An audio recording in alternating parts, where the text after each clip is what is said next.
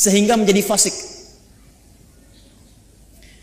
Illal fasiqin, kata al-fasiqin jamak dari kata fasik, kata kerjanya fasaqa. Sifat keadaannya disebut dengan fusuk. Penekanannya disebut dengan fiskun. Fokus. Secara bahasa, kata fusuk artinya isyan. Bahasa kita yang dikenal dengan maksiat, penyimpangan dari kebaikan. Jadi setiap ada yang menyimpang dari kebaikan atau menolak dari perintah yang harus dijalankan, itu perbuatannya disebut dengan fasak. Makhluknya disebut dengan fasik. Sifatnya, keadaannya disebut dengan fusuk.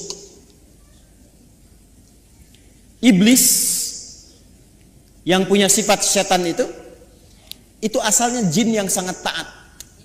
Sangat taat. Sampai ada riwayat menyebutkan saking taatnya kepada Allah, maka malaikat menyifatinya dengan Azazil, makhluk yang terhormat karena rajinnya ibadah kepada Allah. Cuman karena satu kejadian, dia bergeser dari ketaatan, tidak mau menaati perintah Allah, menghindar dari perintah. Diminta oleh Allah hormat kepada Adam, sujud hormat kepada Adam. Jadi bukan persoalan sujudnya, persoalannya ini perintahnya. Jadi ketika dia tidak menunaikan perintah, menolak perintah itu dan tidak mau menaati karena maksiat, maka disebut oleh Quran berubah dari taat menjadi fasik. Maka turunlah Quran surah ke-18, surah Al-Kahf yang biasa kita baca di Jumat itu selain Yasin. Ayat 50, paling kanan pertengahan. Wa idh qulna lil malaikati isjudu li Adama fasajadu illa iblis. Siapa itu? Kana minal jinni fafasaqa. Fafasaqa an amri rabbi. Asalnya kata Al-Quran, iblis itu dari jin yang sangat taat. Dari mana taunya taat? Karena lawannya fasak ini. Fasak itu lawannya taat. Apa ayuti wa taat.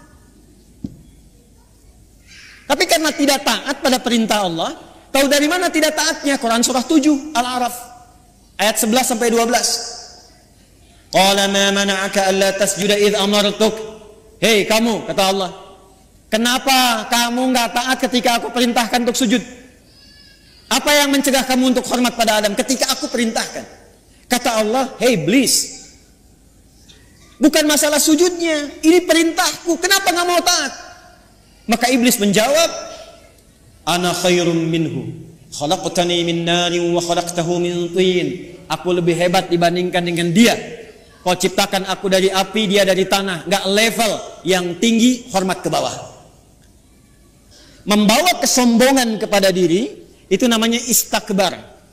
Istakbar, menampakkan kesombongan namanya takabur. Karena dia membawa melekatkan kesombongan pada dirinya, maka pekerjaan itu disebut dengan istakbar. Enggan, tidak mau disebut dengan aba. Kenapa? Karena istakbar. Quran surah kedua Al-Baqarah ayat 34. Wa idh qulna lil malaikati isjudu li Adama fasajadu illa iblis aba wastakbar wa kana minal kafirin. Makanya ketika keburukan menutupi kebaikannya, ingat, ada baik menutup buruk, ada buruk menutup baik, itu beda. Kalau baik, ini pakaian baik. Menutup yang buruk, ada bagian tubuh kita yang nggak enak dipandang, buruk. Makanya disebut aurat. Aurat itu nggak enak kalau terbuka. Aurat itu terbuka. Ya, aurat itu terbuka. Sesuatu yang terbuka nggak enak dipandang. Beda dengan binatang kan? Binatang tuh nggak enak dilihat kalau dipakein, pakai pakaian. Manusia ada bagian tubuhnya yang nggak enak dipandang. Kalau dipandang nggak enak, makanya harus ditutup. Bahasa singkatnya disebut aurat namanya. Nah, yang buruk ditutup dengan yang baik, maka yang baiknya disebut dengan libas namanya.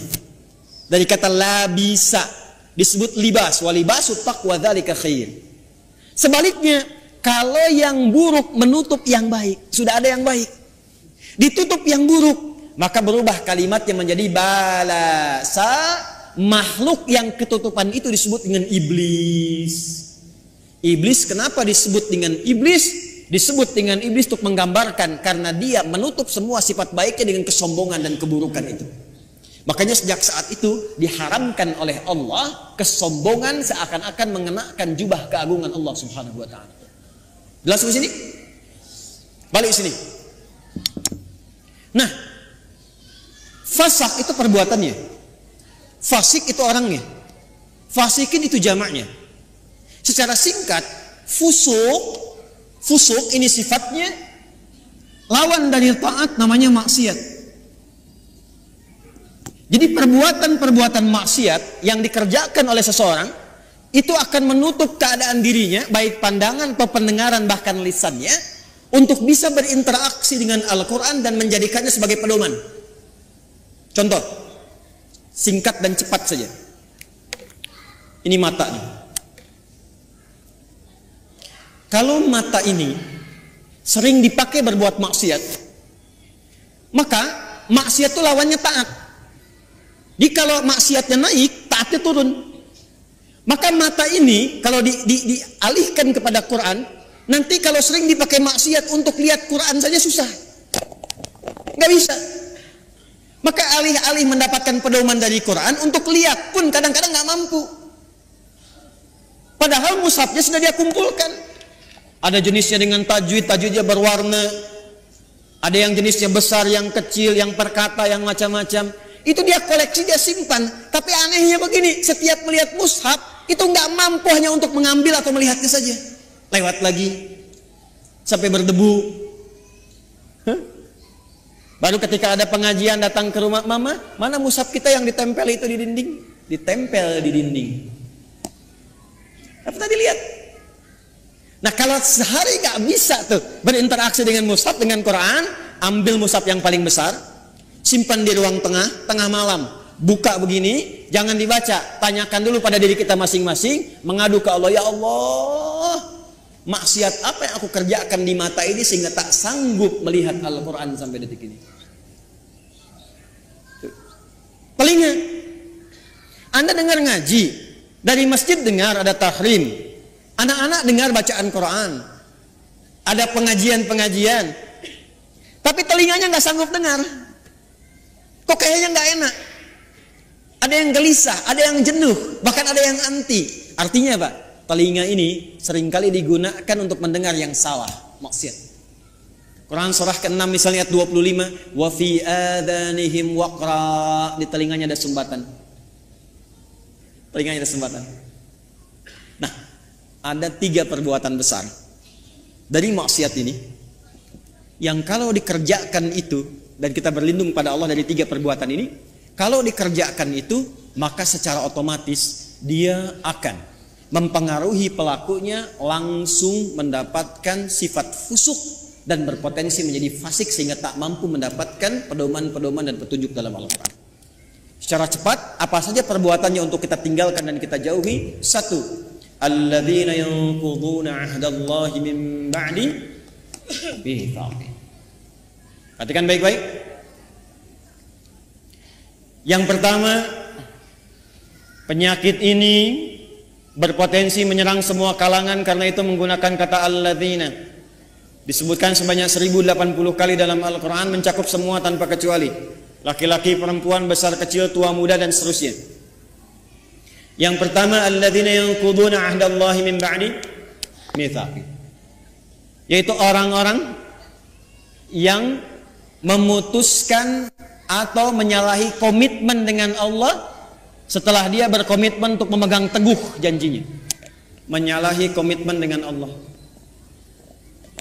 Komitmen dengan Allah.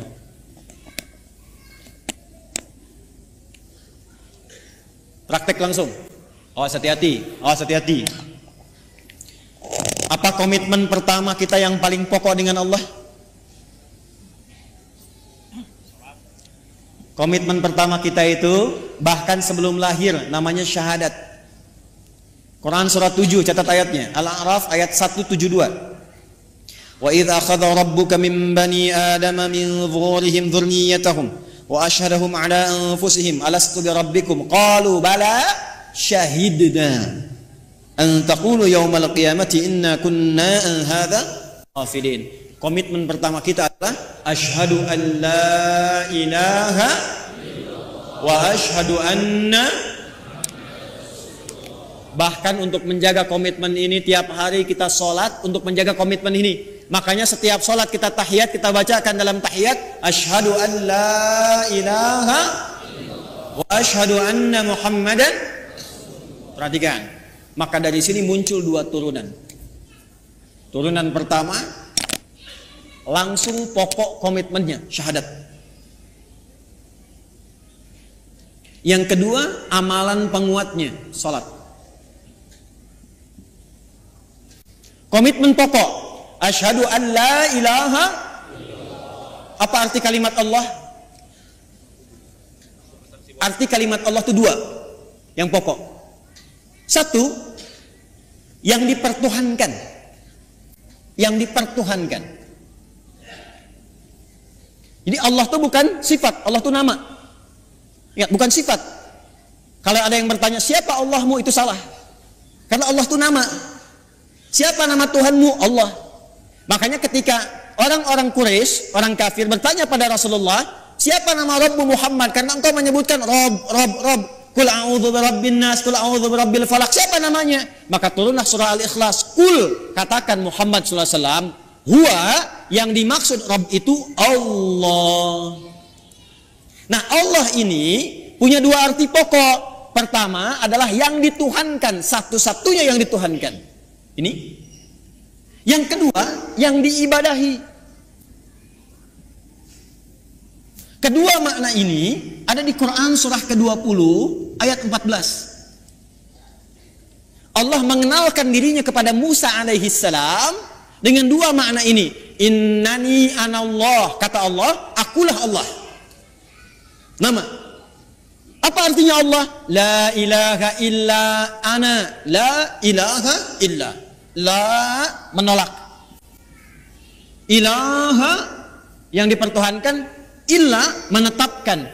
La-nya nafi, illa-nya isbat. La ilaha, tidak ada satupun yang dipertuhankan. Illa, kecuali, kata Allah, ana, Allah. Kecuali saya, kata Allah.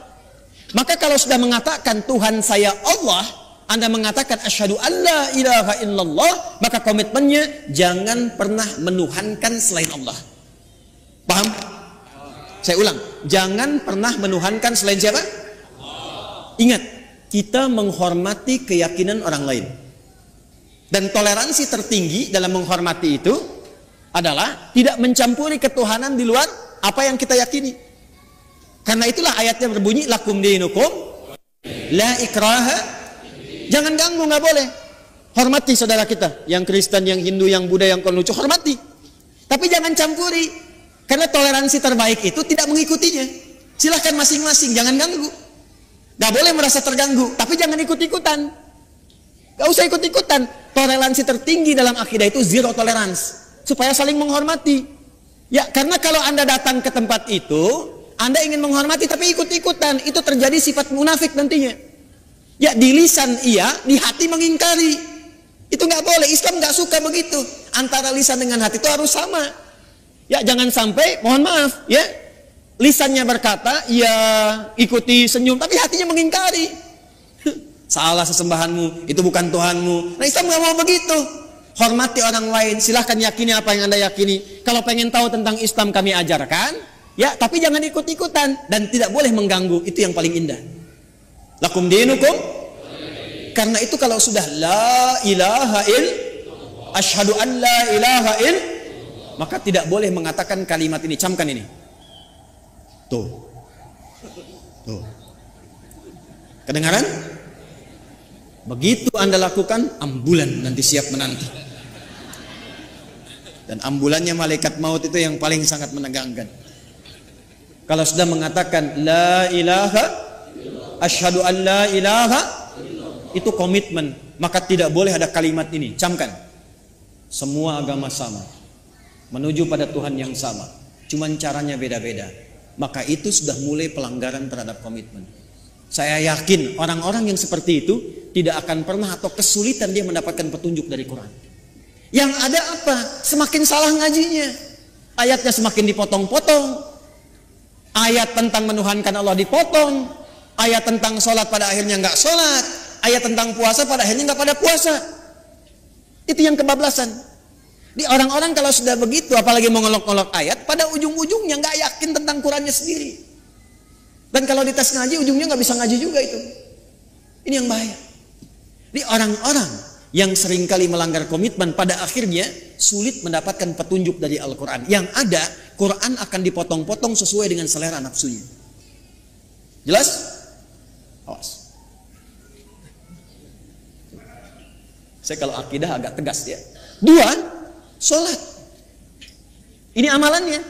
Bagi anda yang sudah asyhadu an la ilaha, maka jaga komitmen itu lewat ibadah. Maka bagian keduanya kembali ke Quran surah 20 ayat 14. Innani anallahu la ilaha illa ana fa'budni.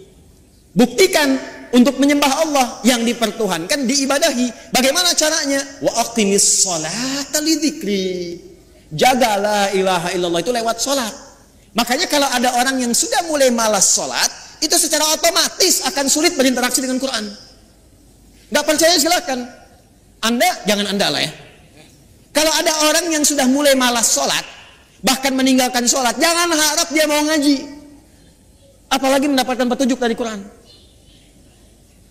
Persamaan terbaliknya, kalau anda ingin mendapatkan banyak manfaat dari Quran, kemudian terbawa suasana kita ingin mendekat kepada Quran, menanamkan cinta pada Quran, maka persamaan terbaliknya, 1, perbanyak sholatnya.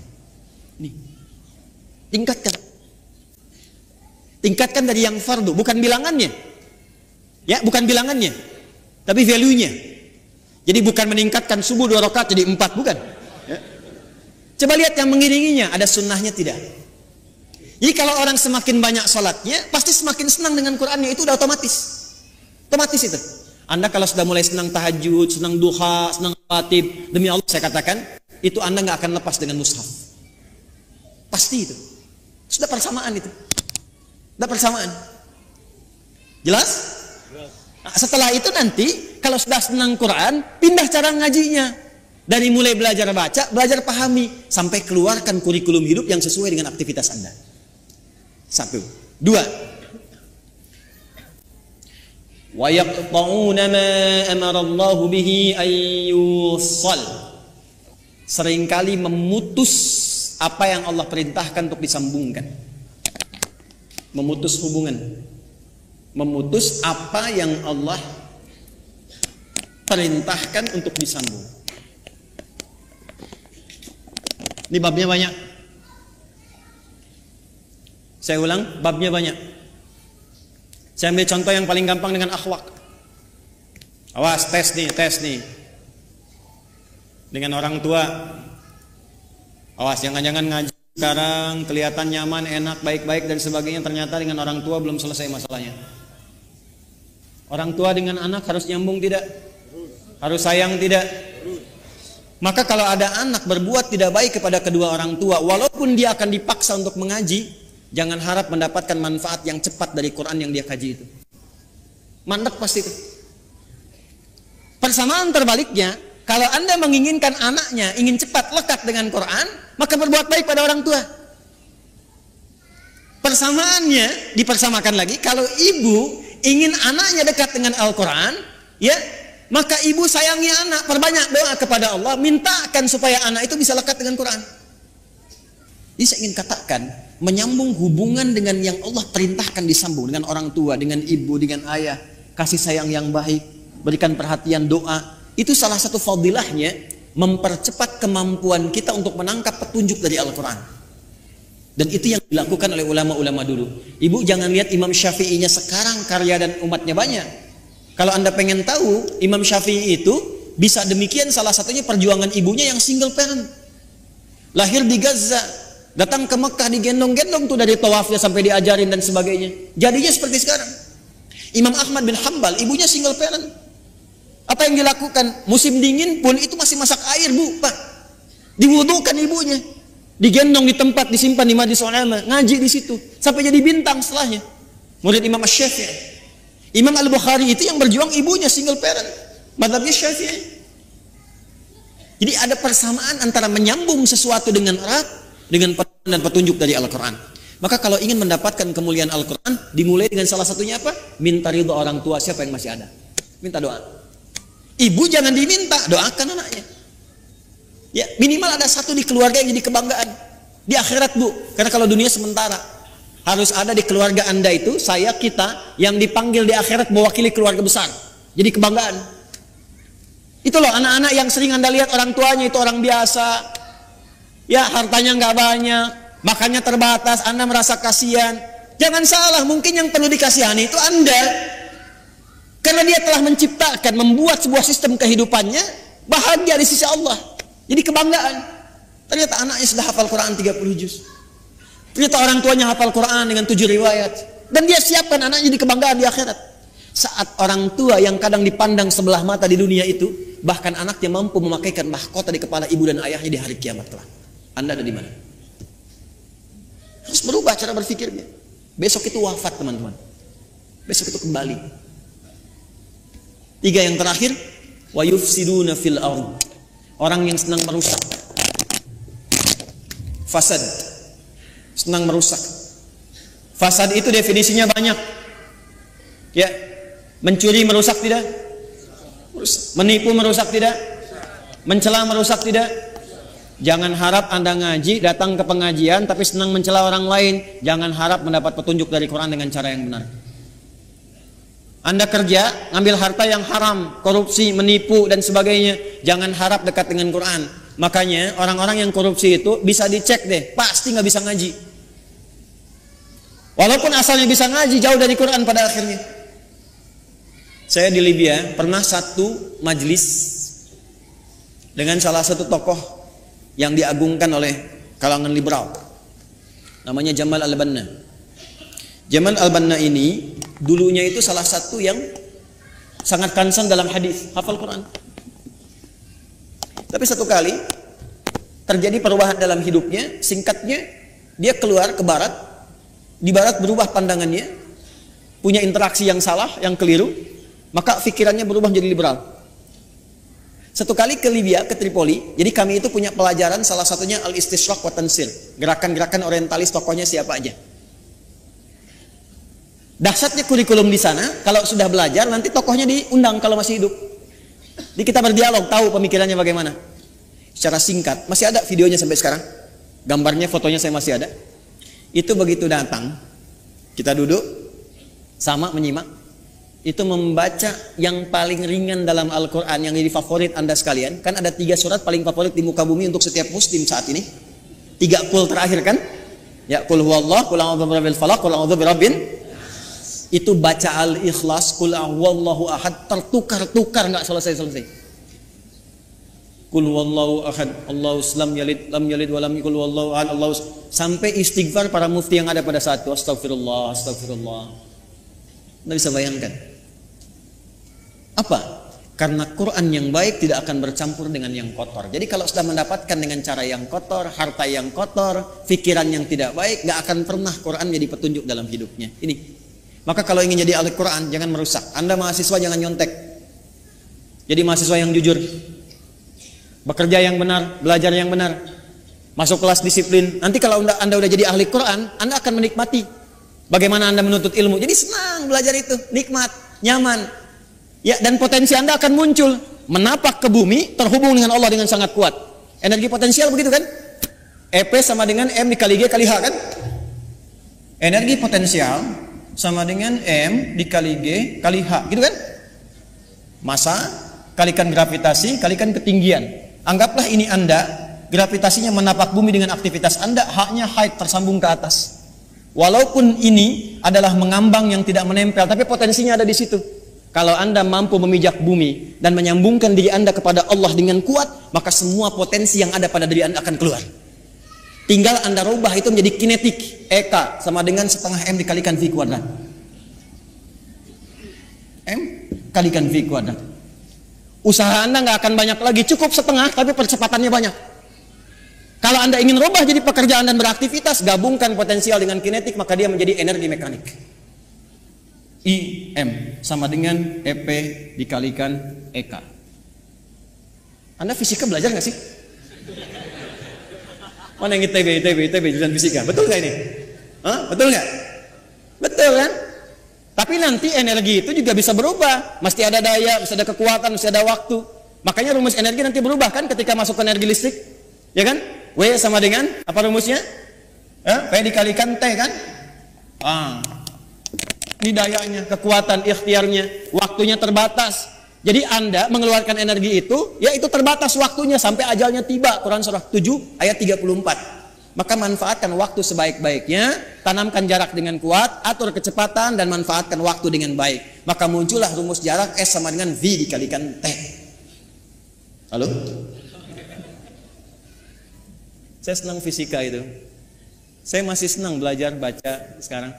Kalau waktu-waktu senggang saya ke toko buku, yang saya beli itu fisika, kimia, modul-modul sekolah gitu, saya pelajari lagi, saya lihat-lihat. Kenapa? Karena Allah mendesain alam semesta ini untuk bisa dibaca dan dikaji, dan pusat kajian itu dasarnya berupa pengetahuan. Allah menetapkan nih, kan fisika itu membaca alam kan? Bagaimana matahari berputar, berotasi, bumi demikian, interaksi awan dan sebagainya sampai di bumi, di laut dan seterusnya. Maka Allah berfirman, inna fi khalqis samawati wal waqtilafil laili wan nahar la ayatil liulil ulul albab. Itu melihat, meriset, menghitung, maka memunculkan ilmu. Nah ilmu ini itu untuk melihat, meriset tadi untuk membuktikan kebenaran Allah. Benar nggak seperti yang Allah firmankan? Makanya orang yang pintar itu tujuan kepintarannya untuk mengenal Allah. Di semakin Anda pintar fisika, pintar kimia, pintar matematika, pintar biologi, semakin Anda mengenal Allah. Jadi kalau Anda jadi pakar di bidangnya tapi nggak kenal Allah, Anda masih bodoh. Catat tuh. Ngapain pintar-pintar nggak kenal Tuhan? Ya, kalau cuma untuk dunia, maaf. Jangankan yang beriman, yang belum beriman pun bisa melakukan itu. Tapi ayat ini disusun untuk mendekatkan diri kita dengan Sang Pencipta, sehingga ketika pulang Anda punya kebanggaan insya Allah. Jelas di sini? Halo, jelas? Maka hati-hati dengan unsur-unsur fusuk yang bisa menyebabkan fasik. Ada 3 maksiat utama. Masih ingat satu apa? Melanggar komitmen utama dengan Allah. Apa komitmen yang paling pokok? Asyhadu an la ilaha illallah wa asyhadu anna. Bagaimana cara menjaganya dalam bab apa? Salat. Semakin tingkatkan salat, semakin cepat kita mendapatkan cahaya Al-Quran. Apalagi kalau rajin jamaah, tidak pernah imam membaca dalam salat kecuali ayatnya seperti yang kita butuhkan. Yakin itu. Karena imam tuh kadang begini, udah menyiapkan ayat, tapi ketika sudah takbir, kadang bisa berubah ayatnya. Saya barusan pengen baca Al-Isra ayat 78 sampai 81. Tapi ketika mulai takbir Al-Fatihah, yang muncul apa? Az-Zariyat. Ayat 1 sampai ayat ke-29. Itu yang tadi kita bacakan. Saya yakin kalau Anda ngaji pulang ke rumah, lihat lagi. Di antara Anda pasti ada yang mengatakan, ini yang saya cari selama ini. Silahkan cek. Karena desainnya begitu. Kedua, jangan pernah memutuskan apapun yang Allah perintahkan untuk diapakan? Disambungkan. Contohnya, hubungan antara anak dengan siapa? Orang tua. Hubungan timbal balik ini kalau benar dilakukan, pasti akan memudahkan kita berinteraksi dengan Al-Quran. Yang ketiga, jangan pernah merusak dalam berbagai aktivitas di muka bumi. Kalau Anda pelajar, jadi pelajar yang baik. Jadi pengajar, dosen, pengajar yang baik. Jangan merusak murid. Hati-hati. Kalau Anda bekerja yang benar, jangan merusak sistem. Ya, dengan mencuri, dengan menyogok, dengan macam-macam, jauhi. Kalau semua yang dikerjakan benar dan baik, insya Allah semua pedoman Quran mudah untuk kita dapatkan, mudah untuk kita amalkan.